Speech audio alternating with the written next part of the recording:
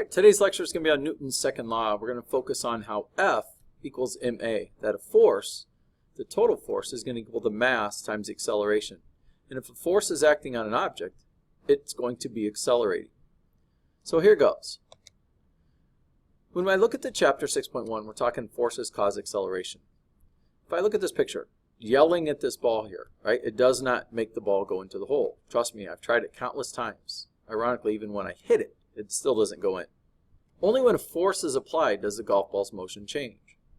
Here we can see kicking a football, right? The football's motion changes once a force is applied by the punter. Once you kick it, it's going to move.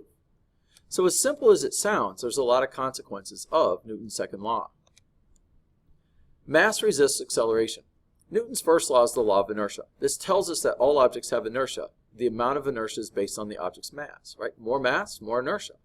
In order to get the object to move, it must experience a force. And when a force is applied, the object accelerates. Here we can see this individual here pushing a hippo in a kind of a shopping cart. I figured that's probably, we can all relate to that because we've all done it several times. The acceleration produced depends on the mass that is pushed. In other words, a very massive object is going to be very, very hard. It's going to take a large force to push it. So forces are pushes and pulls. Forces change an object's motion. It can speed it up, it can slow it down. Both of these are accelerations. But forces can also change its direction. Forces are measured in newtons. That's the unit of measurement. According to Newton's second law, the force is equal to mass times acceleration. We can apply this thinking about the units of measurement. If we look at what a force is measured, it's measured in newtons, and mass is measured in kilograms, and acceleration is measured in meters per second squared. Therefore, 1 newton, the actual unit of measurement, is actually equal to a kilogram meter per second squared. Simply taking a force measured in newtons. 1 newton is 1 kilogram meters per second squared. So even the units agree with each other. So let's move into 6.3. Newton's second law, F equals ma.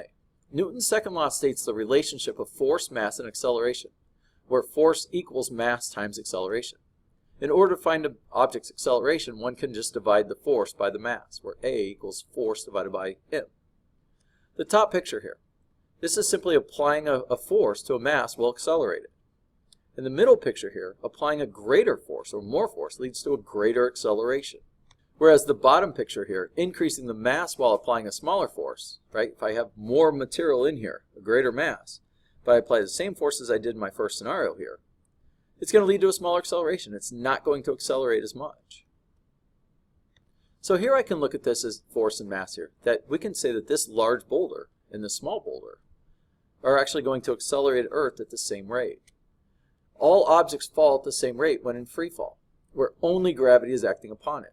But the weight, or F of g, is not the same, but it is proportional to the object's mass. In the picture here, or along the side here, both objects are in free fall. Both fall at exactly the same rate, 10 meters per second per second. The more massive boulder has a greater weight, right, that's F of g acting upon it, but it's proportional to the smaller rock that has a smaller F of g, or gravity, force of gravity acting upon it. Both accelerate at the same rate. But now we're going to consider friction, and it comes in many forms. Friction, like any other force, it affects an object's motion, right? Friction acts on materials that are in contact with one another. We can talk about static friction, when there's no motion occurring. That you can actually be applying a force to something, but if the object isn't moving, we would say that the applied force is equal to the static friction force.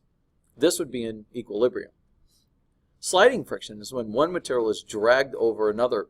We call this sliding friction because the two materials are in contact with one another. In rolling friction, this is as an object rolls, there's contact between the two materials. So in this case, the rolling friction is generally less than sliding friction. So it's easier to roll something than it is to slide it.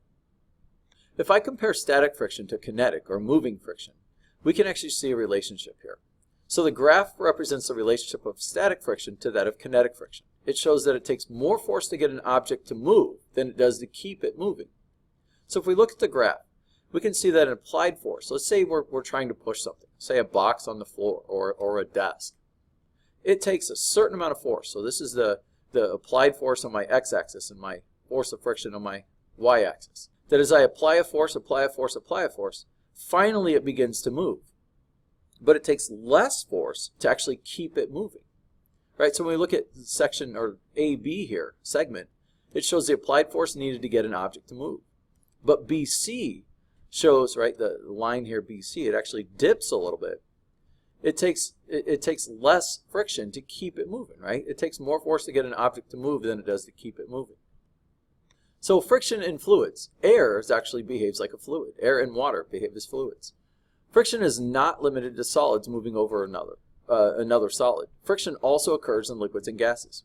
Both liquids and gases are called fluids because they flow. Fluid friction occurs as an object pushes aside the fluid it's moving through. Have you ever tried running through waist-deep water? Well, whether you have or not, the friction of the fluid is noticeable even at low speeds. It's very hard to. Air resistance is the friction acting on something moving through the air. Oh, by now you've probably seen this. I don't know why I have this on here. I just figured it's kind of funky. You had to see a little bit of the goo. Air resistance is a very common form of fluid friction. You usually do not notice the air resistance when walking or jogging, but you do notice it at higher speeds, such as riding a bicycle or skiing downhill. It's still there. It's just very, very minimal. So what type of friction is observed in these pictures? Well, here is sliding this box across. We call this sliding friction. And here we see an object that is the weight downward is equal to the air resistance upward. This is a form of fluid friction, where the force is here. We would say this has reached terminal velocity. But in all cases, friction acts against the direction the object is moving, and that's the key here. Friction always acts in the opposite direction of motion. Moving into 6.5, applying force, pressure. The word pressure is best summarized as a force over an area, right? The area of application, where P equals force divided by A, force divided by area. In the picture below, a shirtless dude is lying on a bed of nails, right? There's nails down here, and is covered by a board with a bunch of nails as a blanket, right? So you got nails here and nails here. While this guy's swinging a sledgehammer to try to break this, let's just say this concrete block, right? Swing this concrete block and he destroys it, boom. But the person on the bed of nails is not affected.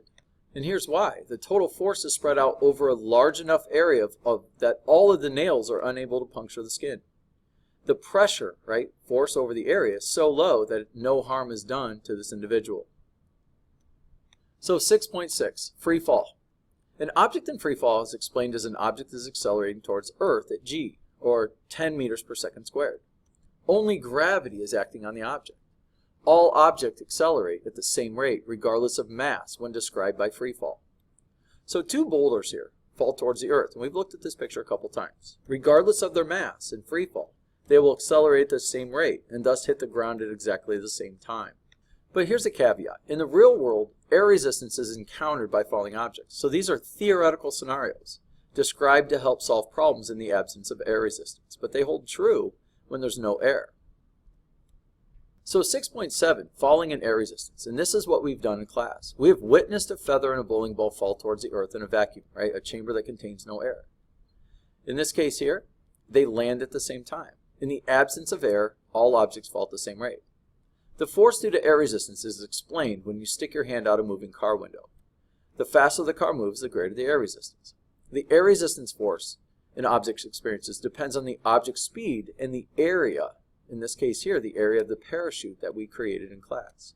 Air resistance is the speed times what's called the frontal area. A parachute simply increases the surface area of falling, thus increases the air resistance, a form of fluid friction, slowing the object's velocity. And therefore, we can apply the concept of terminal velocity, where gravity equals air resistance. F of g equals F of AR. If we drop two objects, that does not mean that their motions are the same.